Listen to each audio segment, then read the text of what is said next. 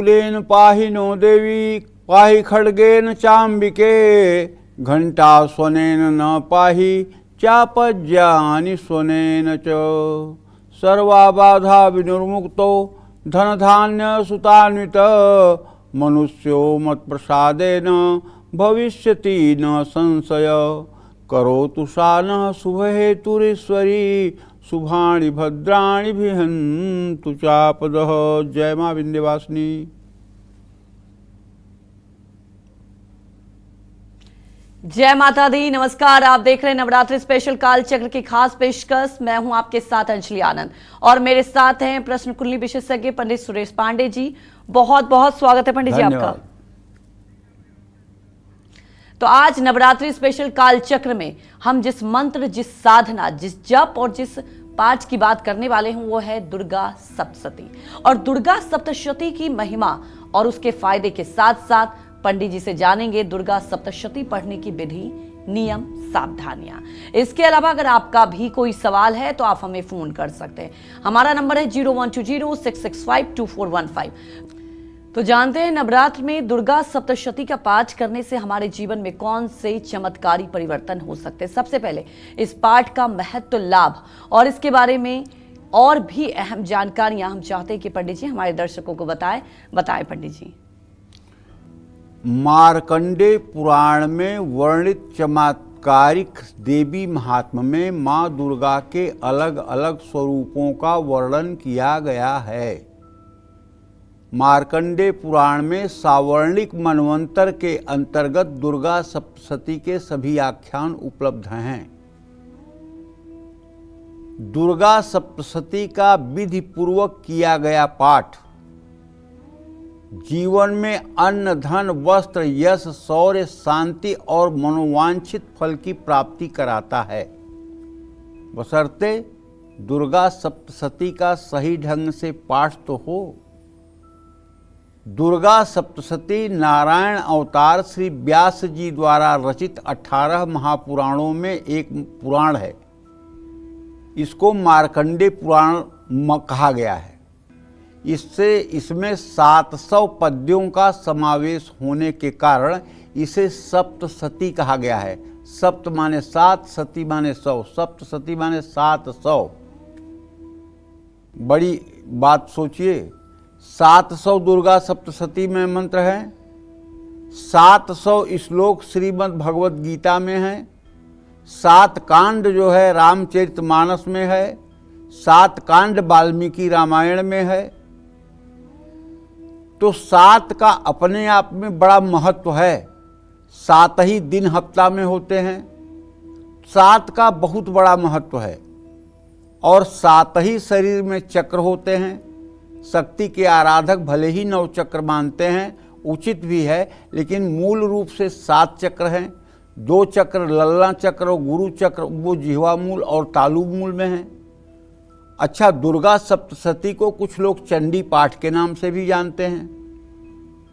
दुर्गा सप्तशती में जानते हैं 360 शक्तियों का वर्णन है। इसके 700 श्लोकों को 3 भागों में बांटा गया है। पहला भाग जो प्रथम चरित्र के नाम से जाना जाता है वो महाकाली को समर्पित है। दूसरा भाग जो मध्यम चरित्र के नाम से जाना जाता है वो महालक्ष्मी के लिए समर्पित है। तीसरा भाग जो उत्तर चरित्र के नाम से जाना जाता है वो महासरस्वती की महिमा का वर्णन करता है। माँ जगदम्बे की साधना के लिए किए जाने वाले दुर्गा सप्तशती के 13 अध्यायों का पाठ अपने आप में विशेष महत्व रखते हैं, इसमें कोई संशय नहीं है। जय मां विंध्यवासिनी। तो जानते हैं दुर्गा सप्तशती का वो कौन सा मंत्र है जिसे नवरात्र में जपने से दरिद्रता खत्म हो जाती है, ये पंडित जी से जानते हैं। बताएं पंडित जी। देखिए, अगर जो मंत्र मैं बताने जा रहा हूँ इस मंत्र को कोई नवरात्र में 10,000 बार कर ले तो मेरी गारंटी है कि उसके आर्थिक स्थिति में तो परिवर्तन आ ही जाएगा। नौकरी न होगी तो नौकरी मिल जाएगी, दुकान पे ग्राहक न आते होंगे तो ग्राहक आ जाएंगे, और अगर ऋण, रोग और दरिद्रता से एकदम झुलस रहे होंगे तो भी 10,000 इस मंत्र का यदि नवरात्र में जप कर लिया जाएगा तो राहत मिल जाएगी। दुर्गे स्मृता हरसि भीतिम से सजंतौ स्वस्थ स्मृता मतिमती वसुभान ददासी दारिद्र दुख भयहारणिका तोदन्या सर्वोपकार करणाय सदा आर्द्र चित्ता। और यदि दरिद्रता ने बिल्कुल तांडव मचा दिया हो, गरीबी ने अपना विकराल रूप आपके सामने प्रस्तुत कर दिया हो, तो मैं हाथ जोड़ के निवेदन करता हूं, आप भगवती दुर्गा के चित्र के सामने घी का दिया जला करके और जो भी उपचार आपसे बन सके पूजा करके और इस मंत्र का पूरे नवरात्र में 1,00,000 बार जप कर लीजिए। 2 तारीख को विजयदशमी है और 2 अक्टूबर से अगर आपकी किस्मत न बदल जाए तो आप कहिएगा। कलयुग में भी दुर्गा सप्तशती के मंत्र चमत्कारिक हैं और ये तत्काल लाभ लेने वाले हैं, बिल्कुल विलंब नहीं होता है। बस आपका समर्पण और आपकी पुकार आर्द्र होनी चाहिए। जैसे गजराज ने भगवान श्री कृष्ण को पुकारा, द्रौपदी ने भगवान को पुकारा और वो तुरंत आकर के कष्टों का निवारण किए हैं, उसी तरह से दुर्गा सप्तशती के माध्यम से जो राजराजेश्वरी जगतजननी जगदम्बा को आवाहन करता है, जगदम्बा तत्काल आकर के अपने उस भक्त का कल्याण करती हैं। जय मां विंध्यवासिनी। तो पंडित जी, आप लगातार बता रहे हैं दुर्गा सप्तशती के फायदे, लेकिन कौन सा ये अध्याय है जिसे पढ़ने से लोगों की मनोकामनाएं पूरी होती है और सारी परेशानियां दूर हो जाती हैं, बताएं। देखो,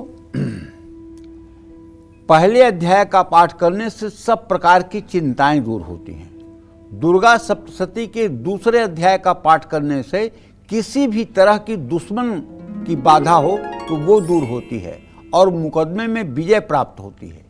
दुर्गा सप्तशती के तीसरे अध्याय का पाठ करने से शत्रुओं का दमन होता है। इसी अध्याय में वर्णन आता है, गर्ज गर्ज क्षणम मूढ़म मधु यावत पिबाभ्यहम मया तोई हतत्रैव गर्जन्त्यासु देवता। तो शत्रुओं का नाश, शत्रु अगर आपको दुखी कर रहे हैं, शत्रु अगर आपका जीवन दुभर कर रहे हैं और आप तीसरे अध्याय का पाठ करते हैं, आप विश्वास करिए शत्रु घुटनों पे आ जाएंगे। दुर्गा सप्तशती के चौथे अध्याय का पाठ करने से माँ जगदम्बा साक्षात स्वयं अपने भक्तों के हृदय में प्रकाशित हो जाती है, इसमें कोई संदेह नहीं। माँ दुर्गा सप्तशती के 5वें अध्याय का पाठ करने से माँ जगतजननी जगदम्बा भक्ति, शक्ति और अपना दर्शन सुलभ कराती हैं, आशीर्वाद देती हैं। दुर्गा सप्तशती के 6ठे अध्याय का पाठ करने से दुख, दरिद्रता, भय दूर होती है। दुर्गा सप्तशती के 7वें अध्याय का पाठ करने से सब प्रकार की मनोकामनाएं पूर्ण होती हैं, इसमें संदेह नहीं है। और मैं तो एक बात कहना चाहूँगा, अगर दुर्गा सप्तशती का सचमुच में किसी को पाठ करना आता है और वो संस्कृत के मूल श्लोकों का पाठ कर रहा है और उसका अर्थ भी उसे समझ में आ रहा है, तो विश्वास करिए ऐसा व्यक्ति अगर 100 पाठ दुर्गा सप्तशती का कर ले, स्त्री पुरुष बालक वृद्ध सबके लिए कह रहा हूँ, केवल एक किसी व्यक्ति विशेष के लिए नहीं कह रहा हूँ। स्त्रियां भी कर सकती हैं, पुरुष भी कर सकते हैं, युवा भी कर सकते हैं, वृद्ध भी कर सकते हैं और बालकों से भी हो सकता है तो कर सकते हैं। लेकिन ये दुर्गा सप्तशती तंत्र है और तंत्र को क्रमबद्ध ही किया जाता है। तंत्र का क्रम अगर पलट जाए तो उसका फलादेश पलट जाता है। इसलिए जैसा शास्त्रों में वर्णन है उसी तरह से पाठ करना चाहिए। गीता में यही बात भगवान कृष्ण 16वें अध्याय के 24वें श्लोक में कहते हैं, तस्मात् शास्त्रम प्रमाणम च कार्या कार्य व्यवस्थितौ।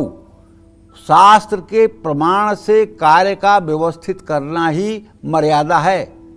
उसी तरह से दुर्गा सप्तशती में भी पाठ करने के कुछ नियम हैं, उन नियमों को आपको ध्यान में रखना होगा। मनमानी नहीं कि जहाँ से चले वहाँ से चल दिए, मनमानी नहीं। ज्ञान क पंथ कृपाण क धारा, पढ़त खगे स लगई नहीं बारा। क्यों? क्योंकि ये तंत्र है, दुधारी तलवार है। सीधा चलोगे तो लक्ष्य को भेदेगी, उल्टा चल गई तो आपको ही भेज देगी। इसलिए पाठ करने के पहले किसी दुर्गा साधक के पास बैठ करके आदरपूर्वक पाठ करने की पूरी विधि सीख लेनी चाहिए। वैसे गीता प्रेस की किताब अगर आप ले लेते हैं और गीता प्रेस में जब आप शुरुआत के पन्ने खोलेंगे तो उसमें लिखा हुआ है पाठ विधि। अगर आप पूरी पाठ विधि को 2-3 बार पढ़ लेंगे तो निश्चित रूप से आपको पाठ करना आ जाएगा। जय मां विंध्यवासिनी। तो देखिए, आज का कालचक्र आप सबके लिए बेहद महत्वपूर्ण है, क्योंकि लगातार पंडित जी आपको बता रहे हैं कि इस नवरात्रे आप हर परेशानियों से निजात पा सकते हैं। पंडित जी, हमारे दर्शकों को ये बताएं, आप भय से निजात पाने के लिए, कई लोग डरे रहते हैं, बेवजह भी परेशान रहते हैं, तो उनको इस नवरात्रि में किस मंत्र का जप करना चाहिए? देखिए, सर्वस्वरूपे सर्वे से सर्वशक्ति समन्विते भयभ्यस्त्राहिनो देवी दुर्गे देवी नमस्तुते। इस मंत्र का अगर 108 बार नित्य जप किया जाए तो लाभ मिलता है। एक बीमारी होती है ओसीडी, डॉक्टरों की भाषा में इसका नाम ओसीडी है और हम लोगों की भाषा में इसका नाम अवसाद कुंठा है। ये बीमारी जिसको होती है वो आदमी अगर एक बात दिमाग में कोई बैठा लेता है तो उसको 100 बार निकालने की कोशिश करता है, तब भी वो बात उसके दिमाग से निकल नहीं पाती है। हर समय वही दिमाग में उसके बात घूमती रहती है, वही भय उसके मन में बना रहता है और वो अपने जीवन को लेकर के, परिवार के जीवन को लेकर के हर समय आशंकित रहता है। अगर उस स्थिति से भी आप पार पाना चाहते हैं, अगर उस स्थिति से भी आप पार पाना चाहते हैं कि आपके ऊपर ये ओसीडी का प्रॉब्लम जो है ये ठीक हो जाए, तो आपको ये सर्वस्वरूपे सर्वे से सर्वशक्ति समन्विते भयभ्यस्त्राहिनो देवी दुर्गे देवी नमस्तुते, इस मंत्र का आपको 108 बार नित्य जप कर लेना चाहिए। जय मां विंध्यवासिनी। तो दुर्गा सप्तशती के 8वें, 9वें, 10वें, 11वें, 12वें और 13वें अध्याय को पढ़ने से हमें किन शुभ फलों की प्राप्ति होती है, ये जानते हैं पंडित जी से। बताएं पंडित जी। देखिए, वैसे तो मैं बता दूं कि दुर्गा सप्तशती के 700 में से एक मंत्र को भी पढ़ लिया जाए तो जीवन धन्य हो जाता है। और संपूर्ण दुर्गा सप्तशती का पाठ करना और पाठ का जो अर्थ है वो भाव मन में संचलित करना, ये अजब गजब बात है। दुर्गा सप्तशती के 8वें अध्याय का पाठ करने से व्यक्ति का आकर्षण बढ़ता है। दुर्गा सप्तशती के 9वें और 10वें अध्याय का पाठ करने से चिरंजीव दीर्घायु संतान की प्राप्ति होती है और ये संतान की उन्नति के लिए पाठ किया जाता है।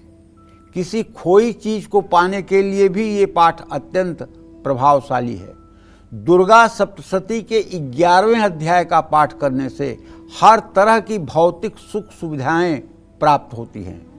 दुर्गा सप्तशती के 12वें अध्याय का पाठ करने से मान सम्मान और यश बढ़ता है। दुर्गा सप्तशती के 13वें अध्याय का पाठ करने से मोक्ष की प्राप्ति होती है, इसमें संदेह नहीं है। जय मां विंध्यवासिनी। तो जीवन से हर विपत्ति को दूर करने के लिए नवरात्र में किस मंत्र का जप करना चाहिए, ये जानते हैं पंडित जी से। बताएं पंडित जी। देवी प्रपन्नार्ति हरे प्रसीद प्रसीद मातर जगतोऽखिलस्य प्रसीद विश्वेश्वरी पाहि विश्वं त्वमीश्वरी देवी चराचरस्य। जय मां विंध्यवासिनी। किसी तरह का भय हो तो इस मंत्र को आप रोज 2-5 बार करते रहिए, भय समाप्त हो जाएगा और जीवन जीने का असली मजा आपको मिल जाएगा। जय मां विंध्यवासिनी। हमारी दर्शक जुड़ चुकी हैं पिंकी भिलाई से। पिंकी, आप सवाल पूछ सकती हैं पंडित जी से। पंडित जी प्रणाम। हाँ, सदा राधे राधे। राधे राधे। हमें अपने बड़े लड़का के और छोटा लड़का के बारे में पूछना चाहते हैं। बोलो। बड़ा लड़का का वो जन्मदिन है 9 अगस्त 2003, प्रशांत कुमार जी। उसके जॉब और इंजीनियरिंग किया है, कैसा रहेगा? जॉब लगेगा सरकारी में। और छोटा लड़का का जन्मदिन है 25 जून 2005, उसका कैसा है? चलिए, पहले आपके बड़े बेटे के बारे में बता देना चाहता हूँ पिंकी जी, आपके बड़े पुत्र के भाव का स्वामी शनि है, उससे दसम भाव का स्वामी शुक्र है, शुक्र शनि का सदाष्टक योग है। अभी आपके बेटे को नौकरी लगने में 1.5 से 2 महीने का समय लगेगा। प्राइवेट सेक्टर में इनकी नौकरी लगेगी, सरकारी सेक्टर में नौकरी का संयोग बिल्कुल नहीं है। प्राइवेट सेक्टर में अच्छा प्रदर्शन करेंगे, इसमें कोई दो राय नहीं है। आपने दूसरे पुत्र के बारे में जो प्रश्न पूछा है, तो द्वितीय पुत्र के भाव का स्वामी भी शनि है और उससे दसम भाव का स्वामी शुक्र है। हाँ, दूसरा बेटा और मेहनत करे और मतलब कि पढ़ाई को अपने आगे बढ़ाए, इससे इसका भविष्य ठीक होगा। और दोनों बेटों से कहिए कि ये लोग दुर्गा चालीसा का और विंध्येश्वरी चालीसा का रोज़ सुबह शाम पाठ किया करें।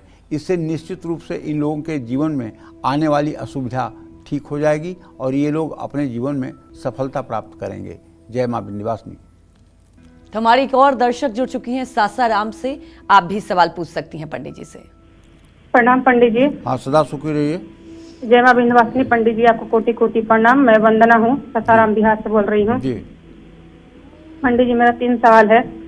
पंडित जी, आप सबसे पहले आपके जो बताते हैं कार्यक्रम में, पंडित जी सच में बहुत हमको अच्छा लगता है और हम सुनते हैं और हम पूजा भी करते हैं उसके अनुसार।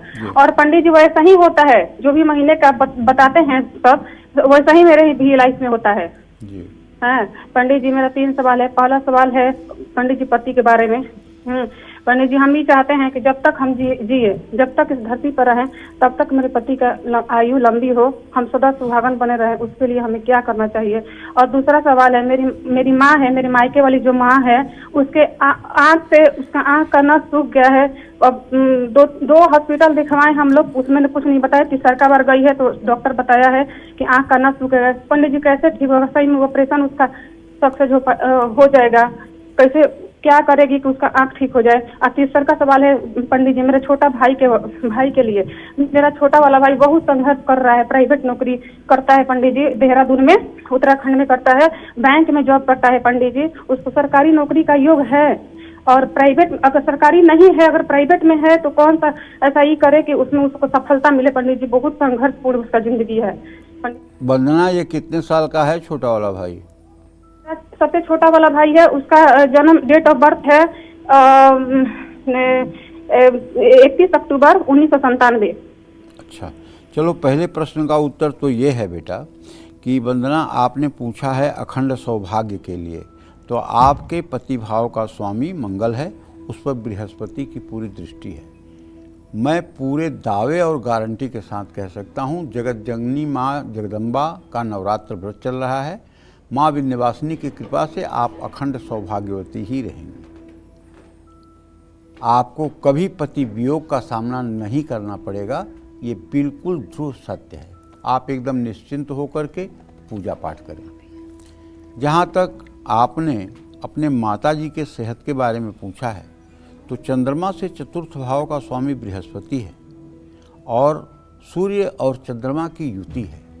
ऐसे में माँ के आँखों में जो पानी आता है, आंसू, वो आने बंद हो गए हैं। इसके लिए अगर घर में कोई सक्षम व्यक्ति हो जो प्रातःकाल सूर्य को अर्घ दे करके और 5 बार चाक्षुषी विद्या का पाठ करे और थोड़ा सा जल एक तांबे की लुटिया में रखे, उसमें थोड़ा सा गुलाब जल डाल दे और 5 बार मंत्र को पढ़ करके और सूर्य को अर्घ देने के बाद 5 बार चाक्षुषी विद्या का मंत्र पढ़ करके पानी पर 3 बार फूंक मार करके और उसी पानी से माताजी का आँख धुलवाया जाए, तो ज़्यादा से ज़्यादा 6 महीने के अंदर छोटी सी दवाई, छोटा सा ड्राप भी उनकी आँखों को ठीक कर पाएगा।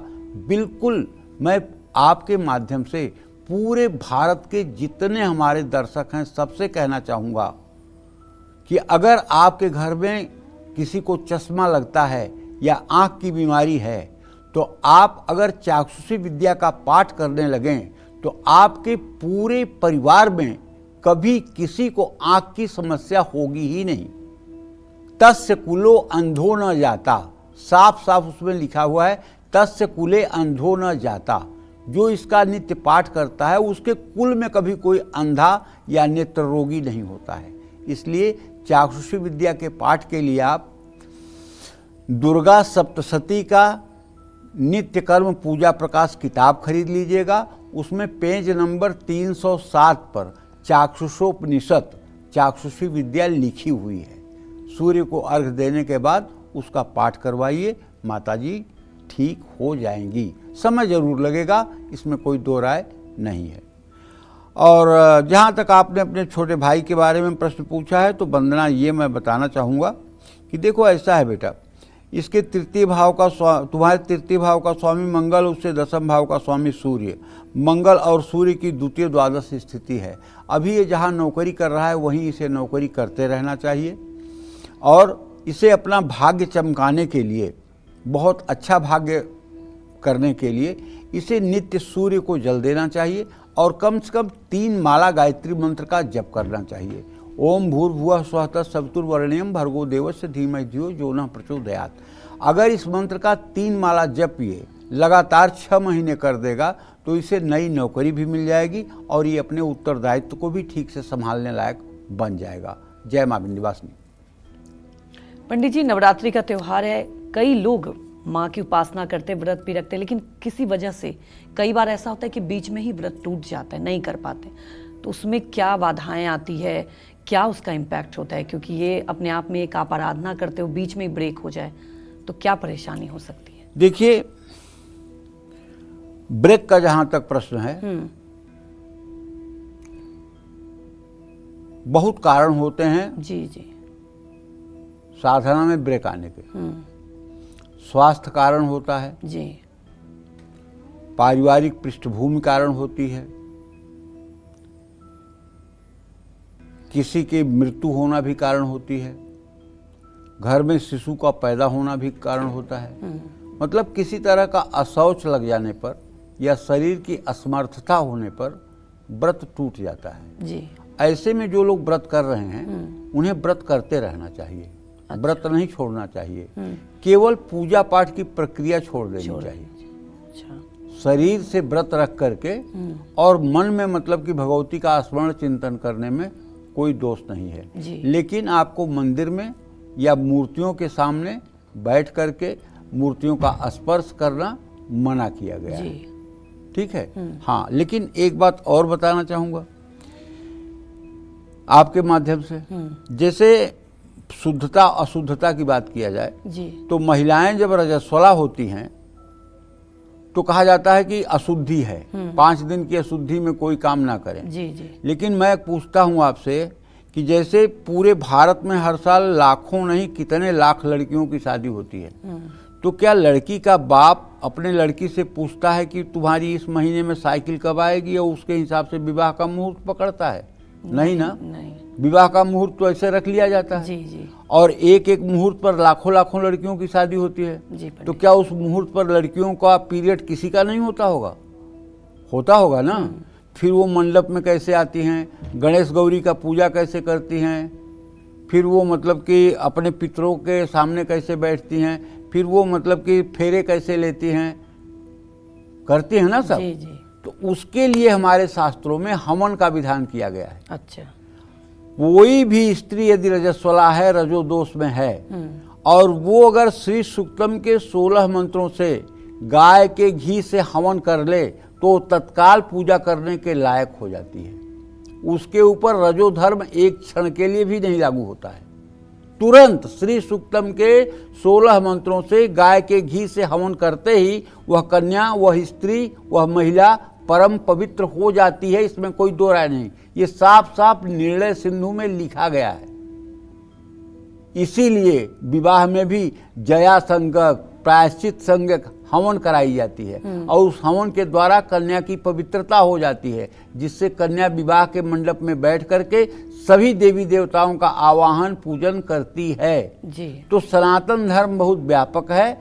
अगर जनना अशौच से किसी कार्य का रुकावट हो रहा है तो ये बात आपको बता दूं। दूसरी बात, कृष्ण भगवान की पूजा करने वाली जो महिलाएं हैं, नंद गोपाल को जो अपने घरों में रखती हैं, उनको कभी अशौच नहीं लगता है।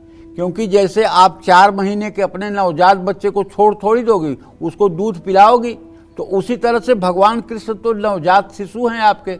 जब आप पीरियड में रहोगी तब भी आप उन्हें बाल भोग, भोग, प्रसाद, शयन सब कुछ आपको कराना चाहिए।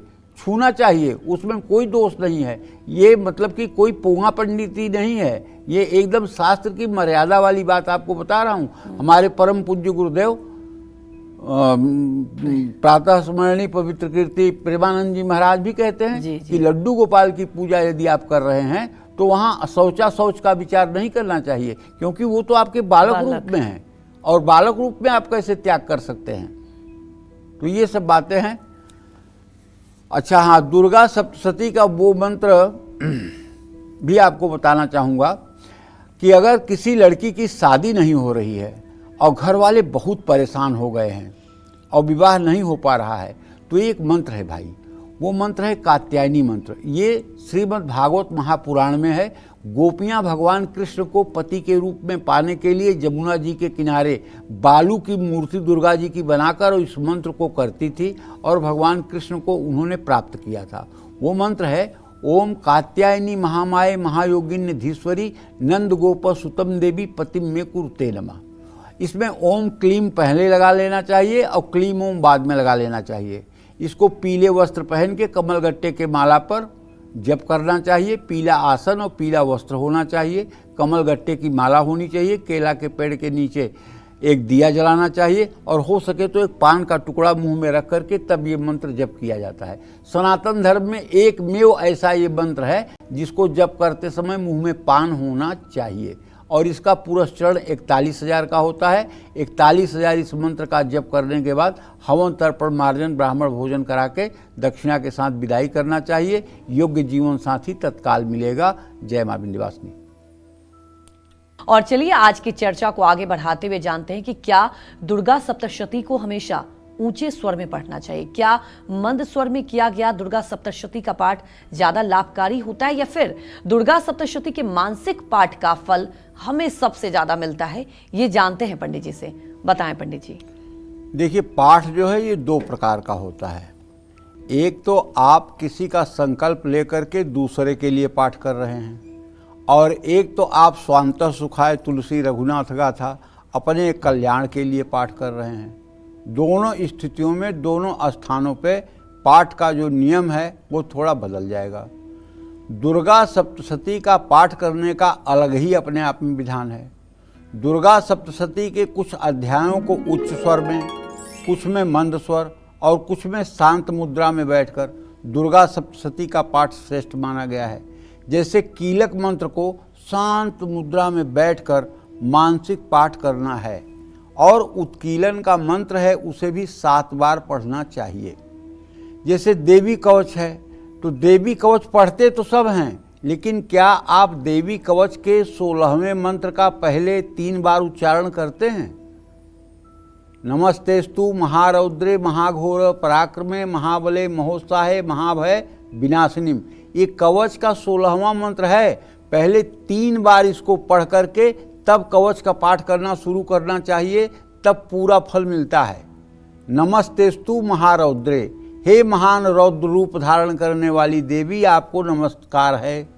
महाघोर पराक्रमे, महान घोर पराक्रम वाली देवी आपको प्रणाम है। महाबले महोत्साहे, महान बल को देने वाली और महान उत्साह की जननी आपको सतत प्रणाम है। महाबले महोत्साहे, महाभय विनाशिनी, और जो बहुत बड़े भय को भी नष्ट करने वाली हैं ऐसी जगत जननी जगदम्बा को कोटि बार प्रणाम है। तो देवी का कवच उच्च स्वर में, श्री अर्गला स्तोत्र का प्रारंभ उच्च स्वर में, समापन 7 मुद्रा में करना चाहिए। देवी भगवती के कुछ मंत्र, यंत्र, तंत्र, क्रिया के हैं। संपूर्ण दुर्गा सप्तशती स्वर विज्ञान का एक हिस्सा है, ये भी ध्यान में रखना चाहिए। और आपका जो सक्षम गुरु होगा वो कुछ ऐसी बातें हैं जो आपको बताएगा। ये बातें पात्र को ही बताई जाती है, कुपात्र को नहीं बताई जाती है, क्योंकि कुपात्र जो है अगर तलवार पा जाए तो उसका गलत इस्तेमाल कर सकते हैं। इसलिए शास्त्रों को भी कहा गया है कि अभक्त नैवम दातव्यम गोपितम रक्ष पार्वती। अभक्त या अश्रद्धालु को कोई मार्मिक ज्ञान नहीं बताना चाहिए। जय मां विंध्यवासिनी। तो परिवार की रक्षा और तरक्की के लिए नवरात्र में किस मंत्र का जप सबसे ज्यादा फलदायी साबित हो सकता है, ये जानते हैं पंडित जी से। बताएं पंडित जी। देखिए, ऐसा है दुर्गा सप्तशती के तो मैंने कहा ना कि 700 मंत्र 700 मंत्र सिद्ध हैं।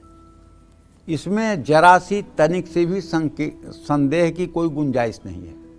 लेकिन कुछ मंत्र हैं जो अपने अपने लक्ष्य पर काम करते हैं। जैसे परिवार में यदि सुख शांति समृद्धि चाहते हैं तो शूलेन पाहि नो देवी पाहि खड्गेन चाम्बिके घंटा स्वनेन पाहि चापज्ञान स्वनेन च। इस मंत्र का जप 108 बार रोज कर लीजिए। निश्चित रूप से आपके घर में सुख शांति और वैभव बना रहेगा। जय मां विंध्यवासिनी। तो पंडित जी से जानते हैं दुर्गा सप्तशती का वो मंत्र जिसका नवरात्र में पूरे विधि विधान से जप करने से मनचाहे गुणों वाली पत्नी की प्राप्ति हो सकती है। बताएं पंडित जी। आप लोग सोच रहे होंगे कि पंडित जी भी क्या क्या बात बताते हैं। देखिए, एक बात जान लीजिए कि आज के युग में कोई पत्नी के लिए तप नहीं करता है, इसीलिए पत्नी जैसी तैसी मिल जाती हैं और रोज कलह बना रहता है। मैं आपको बताऊं, कर्दम ऋषि ने 10,000 वर्ष तक एक पैर पर खड़े होकर के भगवान विष्णु की प्राप्ति के लिए तपस्या की थी। और जब 10,000 वर्ष बीत गए तो भगवान श्री हरि विष्णु प्रकट हुए। उन्होंने कहा, मैं आपके ऊपर प्रसन्न हूँ ऋषिवर, आप वरदान मांगिए।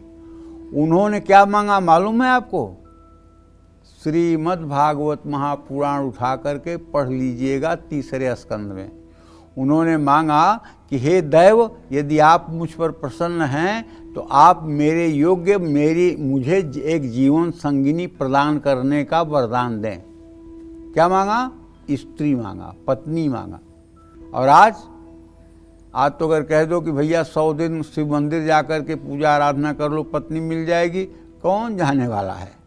जो किस्मत में मिलना है मिल जाएगी, शादी चलनी होगी चल जाएगी, टूटनी होगी टूट जाएगी। कोई इस विषय पर नहीं प्रयास करता है कि मुझे एक धार्मिक ऐसी जीवन संगिनी मिले कि मैं भवसागर से पार हो जाऊं। तो उसके लिए अर्गला स्तोत्र का आखिरी मंत्र है, उसमें हमने ओम क्लीम अपनी तरफ से जोड़ा है और क्लीम ओम अंत में जोड़ना चाहिए। और जिन लोगों का विवाह नहीं हुआ है उन्हें तो कम से कम इस मंत्र का 1.25 लाख जप जरूर करना चाहिए।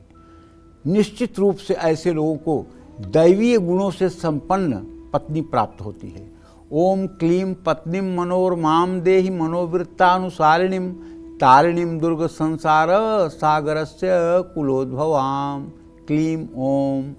अगर इस मंत्र का जप 1.25 लाख कर लिया जाए और ख़ासकर नवरात्रि में कोई युवक 10,000 इस मंत्र का जप कर ले और भगवती की आराधना कर ले तो निश्चित रूप से उसकी जीवन संगिनी अद्वितीय रहेगी। तो कहने का आशय यह है कि जिन लोगों की शादी अभी नहीं हुई है उनको सुअवसर है कि इस मंत्र का 1.25 लाख जप करके आप अपने योग्य जीवन संगिनी को प्राप्त करें। जय मां विंध्यवासिनी। पंडित जी, आज हम दर्शकों को आप बता रहे हैं दुर्गा सप्तशती पढ़ने के, हालांकि हर श्लोक का बहुत ही ज़्यादा महत्व है, लेकिन हमारे दर्शकों को जरा ये भी बताएं कि पाठ करने का क्या विधि है, किस विधि के साथ पाठ करना चाहिए। देखिए, अब मैं आपको दुर्गा सप्तशती के पाठ की अलग अलग विधि बताने जा रहा हूँ। सबसे पहली विधि जो है उसको कहते हैं वाकार विधि। इस विधि में नवरात्रि के पहले दिन दुर्गा सप्तशती के पहले अध्याय का पाठ करना चाहिए। नवरात्रि के दूसरे दिन दुर्गा सप्तशती के दूसरे, तीसरे और चौथे अध्याय का पाठ करना चाहिए। नवरात्रि के तीसरे दिन दुर्गा सप्तशती के फिर चौथे अध्याय का पाठ कर लेना चाहिए। और नवरात्रि के चौथे दिन दुर्गा सप्तशती के 5वें, 6वें, 7वें, 8वें अध्याय के 4 पाठ करने चाहिए। नवरात्रि के 5वें दिन दुर्गा सप्तशती के 9वें, 10वें अध्याय के 2 पाठ करने चाहिए। नवरात्रि के 6ठे दिन दुर्गा सप्तशती के 11वें अध्याय का पाठ करना चाहिए।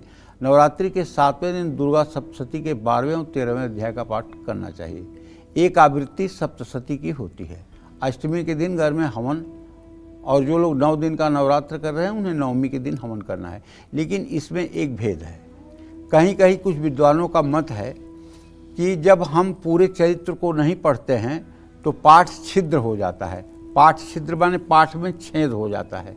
उसके लिए बहुत लोगों की मान्यता है, अधिकाधिक लोगों की मान्यता है और मत है, अच्छे दुर्गा साधकों के सानिध्य में जो सुनने को मिला है वो बात आपको बता रहा हूँ कि अगर आप एक दिन में संपूर्ण पाठ नहीं कर पाते हैं तो पहले दिन आप संकल्प करके, सापोद्धार करके, कवच अर्गला कीलक का पाठ करके और आप देव्य अथर्व शीर्ष का पाठ करके, रात्रि सूक्त का पाठ करके, नवाड़ मंत्र का विनियोग करके, नवाड़ मंत्र का जप करके और सप्तशती का न्यास करके और पहले अध्याय का पाठ कर लें और यहीं पर क्षमा प्रार्थना करके पाठ बंद कर दें। अगर आप पूरा पाठ नहीं कर सकते तो फिर दूसरे दिन आपको चाहिए कि फिर मतलब कि आप द्वितीय अध्याय का विनियोग करके द्वितीय, तृतीय और चतुर्थ अध्याय का पाठ कर लें और उसी पर क्षमा प्रार्थना करके आप पाठ खत्म कर दें। तीसरे दिन फिर आपको चाहिए कि 5वें अध्याय से विनियोग करके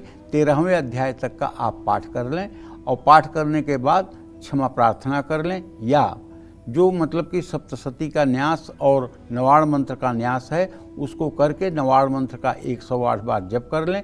तंत्रोक्त देवी सूक्त और वेदोक्त देवी सूक्त का पाठ करके तीनों रहस्यों को पढ़ लें। ये पाठ करने की अपनी एक शास्त्र सम्मत विधा है। जय मां विंध्यवासिनी। तो आगे पंडित जी से जानते हैं महत्वपूर्ण कार्यों में आने वाली हर रुकावट और बाधा को दूर करने के लिए नवरात्र में किस मंत्र का जप करना चाहिए, ये जानते हैं पंडित जी से। बताएं पंडित जी। सर्वाबाधा प्रशमनम त्रैलोक्यस्याखिलेश्वरी एवमेव त्वया कार्यम अस्मद्वैर विनाशनम। अगर किसी दुश्मन ने आपका जीना मुहाल कर दिया हो, करते हैं भाई, बरु भल ना बर भलुवास नरक महु भ्राता और दुष्ट संग जन देहि विधाता। नरक में रहना अच्छी बात है लेकिन दुष्ट के पड़ोस में रहना अच्छी बात नहीं है। नरक में आप रह लेंगे, कम दुख मिलेगा, लेकिन अगर कोई दुष्ट पड़ोसी है जो हर समय विवाद चाहता है, हर समय लड़ाई चाहता है, वहाँ जीवन नरक हो जाएगा। तो ऐसे में दुर्गा सप्तशती का जो मंत्र मैंने आपको बताया है, सर्वा बाधा प्रसन्नम त्रैलोक्यस्य अखिलेश्वरी एवमेव त्वया कार्यम अस्मद्वैर विनाशनम। अगर इस मंत्र का सायंकाल महाकाली के चित्र के सामने दिया जला करके और 108 बार इस मंत्र का आप जप करते रहें तो बहुत जल्दी आपको दुश्मनों के पीड़ा से निजात मिल जाएगी और दुश्मन भी सतमार्ग पर चलने के लिए विवश हो जाएगा। जय मां विंध्यवासिनी। तो दुर्गा सप्तशती पढ़ने से पहले किस भगवान की उपासना करनी ही चाहिए? दुर्गा सप्तशती पढ़ने का सबसे सही तरीका क्या है, ये जानते हैं पंडित जी से। बताएं पंडित जी। देखिए, किसी भी शुभ कार्य से पहले गणेश जी का पूजन का विधान है। ऐसे में दुर्गा सप्तशती के पाठ से पहले भी आपको भगवान गणेश की उपासना जरूर करनी चाहिए।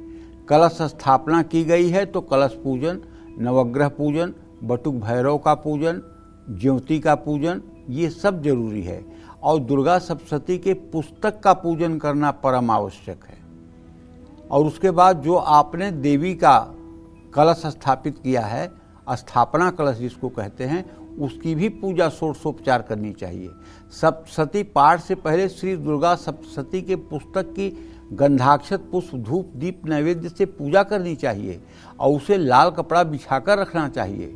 इसका विधिपूर्वक कुमकुम, चावल, फूल से पूजन करना चाहिए। इसके बाद अपने माथे पर भी तिलक लगाकर पूरब दिशा की ओर मुँह करके तत्व शुद्धि के लिए 4 बार आचमन करना चाहिए। ओम ऐं आत्म तत्वं शोधयामि, ओम ह्रीं विद्या तत्वं शोधयामि, ओम क्लीं शिव तत्वं शोधयामि, ओम ह्रीं क्लीं सर्व तत्वं शोधयामि कहते हुए आचमन का जल पीना चाहिए। श्री दुर्गा सप्तशती के पाठ में कवच, अर्गला और कीलक स्त्रोत के पाठ से पहले सापोद्धार करना जरूरी है। ओम ह्रीं रें रे स्वरूपण्ये मधुकैटमर्दिन्ये ब्रह्म विशिष्ट विश्वामित्र शापाद विमुक्ता भव, ये पूरा चैप्टर पढ़ लेना चाहिए। इसमें अंत में 2 श्लोक हैं, उसे भी पढ़ना चाहिए। और उसके बाद सापोद्धार का जो है 7 एक मंत्र है जिसको 7 बार पढ़ना चाहिए। उत्कीलन का मंत्र 7 बार पढ़ना चाहिए। मृत संजीवनी विद्या का मंत्र 21 बार पढ़ना चाहिए। फिर उसके बाद कवच का पाठ शुरू करना चाहिए। दुर्गा सप्तशती का हर मंत्र ब्रह्मा, वशिष्ठ और विश्वामित्र जी द्वारा स्थापित किया गया है। ऐसे में शापोद्धार के बिना इसका सही प्रतिफल प्राप्त नहीं होता है। ब्रह्म वशिष्ठ विश्वामित्र शापाद विमुक्ता भव, ये बार बार आप पढ़ेंगे। तो दुर्गा सप्तशती का एक दिन में पूरा पाठ न कर सकें तो पहले दिन सिर्फ मध्यम चरित्र का पाठ कर लें, दूसरे दिन बाकी बचे 2 चरित्रों का पाठ करें। दुर्गा सप्तशती में दिव्य अथर्वशीर्ष स्तोत्र का नित्य पाठ करने से वाक सिद्धि मिलती है, अकाल मृत्यु पर विजय प्राप्त होती है।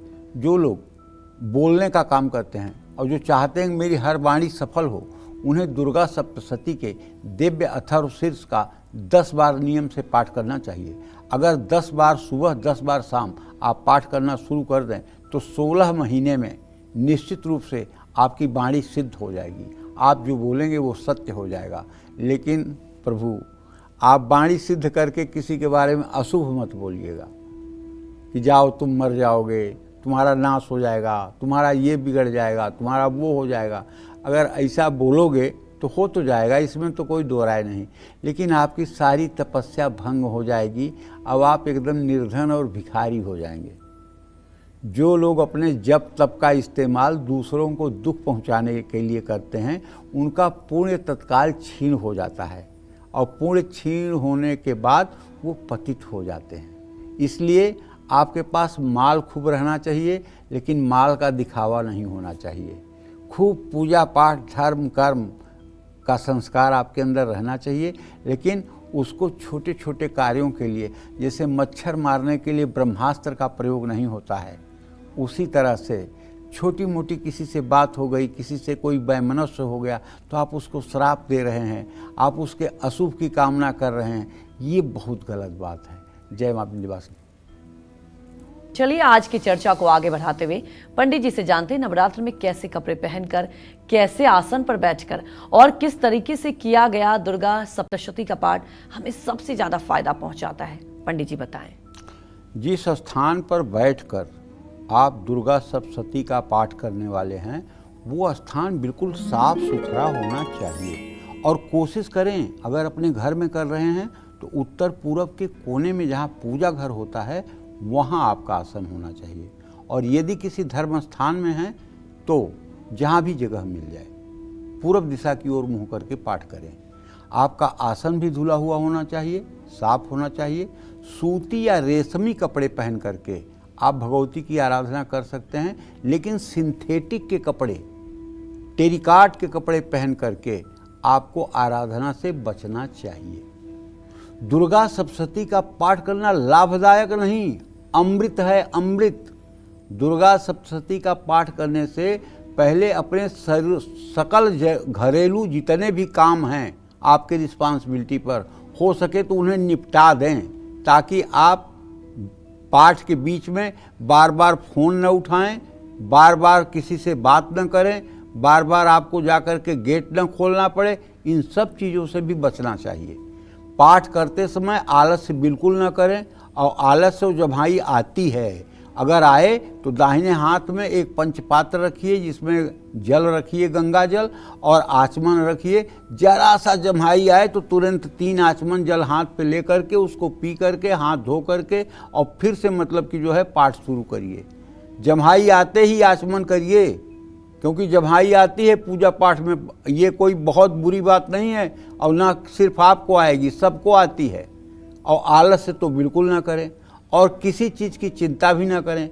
दुर्गा सप्तशती को ऐसे किताब हाथ में लेकर के या एक पैर मोड़ करके वीरासन में बैठ करके पाठ मत करिए। ये कोई पाठ करने का तरीका नहीं है। पाठ पद्मासन में, सिद्धासन में, सहजासन में किया जा सकता है। अध्याय के अंत में जो इति अध्यायः वध शब्द आता है, इसका प्रयोग भूल करके भी मत करें। उसमें आप दुर्गा पाठ विधि देखिए तो लिखा हुआ है ओम तत्सत मार्कंडेय पुराणे सावर्णिके वन्मंतरे प्रथम ओम तत्सत, प्रथम ओम तत्सत, द्वितीय ओम तत्सत, तृतीय ओम तत्सत, चतुर्थ ओम तत्सत, ऐसे पढ़ना है अंत में। तो भैया दुर्गा सप्तशती के पाठ से पहले और बाद में नवाड़ मंत्र का न्यास सहित 108 बार जप करना चाहिए। ओम ऐं ह्रीं क्लीं चामुंडाय विच्चे नमः नमः जोड़ लीजिएगा, ये पल्लव है। नहीं तो ये ओम ऐम ह्रीम क्लीम चामुंडाय बिच्चे इतना मंत्र जो है नंगा है। जब तक इसमें नमः स्वाहा बौसठ बसठ फट हुब नहीं लगेगा तब तक ये नंगा है मंत्र।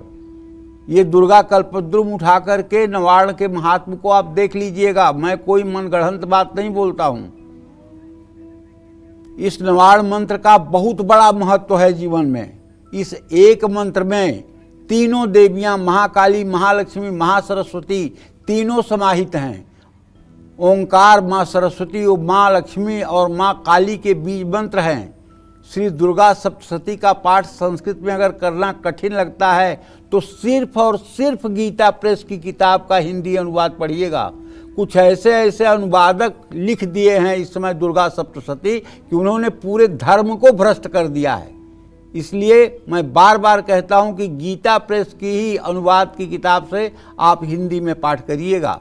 कहीं ऐसा ना हो कि आप मेहनत भी करें और गलत कर रहे हों। अगर आप पढ़ने में असमर्थ हैं तो हिंदी में ही दुर्गा सप्तशती पढ़ लीजिए। दुर्गा सप्तशती का पाठ स्पष्ट उच्चारण में करें, लेकिन जोर से न पढ़ें और न उतावलापन दिखाएं। दुर्गा सप्तशती हर रोज पढ़ने के बाद कन्या पूजन अगर कर सकते हैं तो जरूर करें। कन्या पूजन न कर पाएँ तो किसी छोटी कन्या को कुछ उपहार ही दें। इससे निश्चित रूप से आपकी मनोकामना पूरी होगी। जय मां विंध्यवासिनी। और चलिए अब अपने स्पेशल सेगमेंट की बात करते हैं और पंडित जी से जानते हैं कि परिवार से दुख, टेंशन, कलेश को दूर करके सुख शांति पाने के लिए नवरात्र में दुर्गा सप्तशती का पाठ कैसे करना चाहिए। पंडित जी बताएं। देखिए भैया, श्री दुर्गा सप्तशती के पाठ में कवच, अर्गला, कीलक और तीनों रहस्यों को सम्मिलित करना चाहिए। इसको खडंग कहते हैं। और दुर्गा सप्तशती के 13वें अध्याय का पाठ करना चाहिए। इसके बाद क्षमा प्रार्थना जरूर करना चाहिए। दुर्गा सप्तशती के प्रथम, मध्यम और उत्तर चरित्र का क्रम से पाठ करने से सभी मनोकामनाएं पूरी होती हैं। इसे महाविद्या क्रम कहते हैं शास्त्र की भाषा में। और दुर्गा सप्तशती के उत्तर, प्रथम और मध्यम चरित्र का पाठ क्रमानुसार करने से शत्रुनाश और लक्ष्मी की प्राप्ति होती है। इसे महातंत्री क्रम कहते हैं। देवी पुराण में प्रातःकाल पूजन और प्रातःकाल ही विसर्जन करने को कहा गया है। रात के समय कलश स्थापना वर्जित है। इन सब बातों का ध्यान दे करके अगर भगवती की उपासना आप करेंगे, देखिए भगवती हर समय, आप उपचार कम भी करें लेकिन चिंतन हर समय जगदम्बा का बना रहे। आपके हृदय में हर समय जगदम्बा विराजमान रहें। और हम अपने सभी दर्शकों से कहना चाहेंगे कि जब आपका पूजा पाठ से फुर्सत हो जाए, जब आप विश्राम करने को हों, तो उस समय आप दुर्गा सप्तशती की किताब ले करके उसमें जो मानस पूजा लिखी हुई है उस मानस पूजा को रोज़ 10-5 बार हिंदी में पढ़ें। और जैसे जैसे उसमें लिखा है वैसे उसे अपने मन में कल्पना करने की कोशिश करें। अगर मानस पूजा सध गई, आपकी मानसी पूजा होने लगी, विश्वास करो ये प्रकृति आपकी गुलाम बन जाएगी। आप जहां हाथ रखोगे वहां सफलता आपके कदम चूमेगी। अगर प्रकृति को गुलाम बनाना चाहते हो तो जगत जननी जगदम्बा की मानसी सेवा शुरू करो। मानसी सेवा माने मन से ही सारी सेवा हो जाए। मन से ही फूल चढ़ेगा, मन से ही भोग लगेगा, मन से ही जल और मन से ही चंवर, मन से ही छत्र, मन से ही उपासना, सब कुछ मानसी होगी। अगर मानसी साधना आपकी सध गई तो विश्वास करो ये प्रकृति आपकी दासी बन जाएगी। और जैसा आप मन में कल्पना करेंगे वैसा आपके जीवन में होगा। दुर्गा साधक के लिए इस चराचर जगत में, इस त्रिलोकी में कुछ भी असंभव नहीं है। इसलिए भगवती सर्वशक्तिशाली है। ये धर्म, अर्थ, काम, मोक्ष चारों पुरुषार्थों को देने वाली हैं। इसलिए जो लोग भगवती की मानसी पूजा करते हैं, लेकिन मानसी पूजा करने के लिए पहले ये आपको सकारात्मक पूजा करना बहुत आवश्यक है, क्योंकि बिना इसके उसकी नींव नहीं पड़ सकती। जब इसकी नींव मजबूत होगी तभी आपका मानसी पूजा में प्रवेश भी हो सकता है। जय मां विंध्यवासिनी। पंडित जी, हमारे दर्शकों को आपने इतनी महत्वपूर्ण जानकारी दी, बहुत बहुत धन्यवाद। धन्यवाद। उम्मीद करते हैं कि आपको भी आज का नवरात्रि से जुड़ा हमारा ये विषय बहुत पसंद आया होगा। कल फिर नवरात्रि से जुड़े एक नए विषय और आपकी परेशानियों को दूर करने के लिए ढेर उपाय लेकर आएंगे हम पंडित सुरेश पांडे जी के साथ। तब तक कालचक्र की पूरी टीम को अनुमति दीजिए। नमस्कार।